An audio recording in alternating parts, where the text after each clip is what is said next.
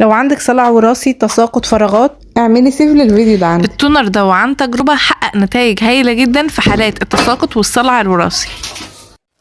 هنجيب كم ورقة من ورق الغار او ورق اللورا، يكون عدد فرد. كمان هناخد معلقة من القرنفل او المسمار، ويا ريت تعدوهم علشان لازم يكون عدد فرد. القرنفل بينشط الدورة الدموية وبيسرع جدا نمو الشعر.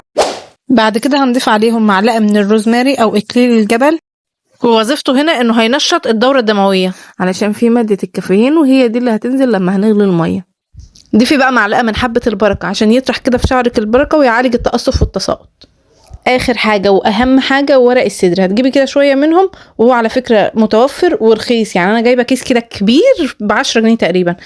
المهم هتاخدي شوية كده منهم وهتحطيهم على المكونات اللي معانا، هيتقل شعرك وهيطوله وهيمنع التساقط وهيعمل كل حاجة حلوة.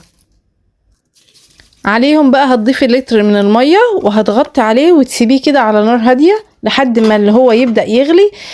طبعا الغطا يكون مقفول، ما تفتحوش عشان الزيوت ديت لما المية تغلي الزيوت دي ما تطيرش كده مع البخار.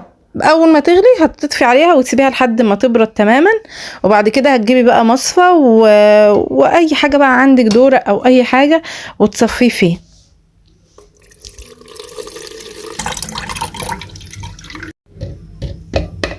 وفي اي ازازه سبراي عندك كان فيها بقى ايا كان الحاجه اللي كانت فيها، المهم ان انت تغسليها وتعقميها كويس عشان تفضي التونر دوت فيها.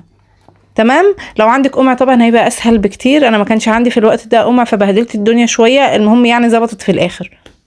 هحتفظ طبعا بالتونر ده عندي في باب التلاجة صبح وليل، هرش منه على فروة الشعر، على الجذور مش على الاطراف، على الفروة نفسها.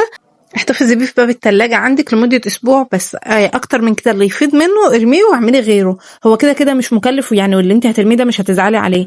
الوصفة دي فعلا امنة ومش مكلفة، هتندموا جدا لو ما استعملتوهاش. اي حد عنده بقى منطقة الجناب مثلا بقت مفرغة، الكلام ده كله تنبهري من النتيجة. من اول اسبوع هتلاقي فيه بيبي هير كتير قوي طلعلك، ويلا بقى جربوه وادعولي.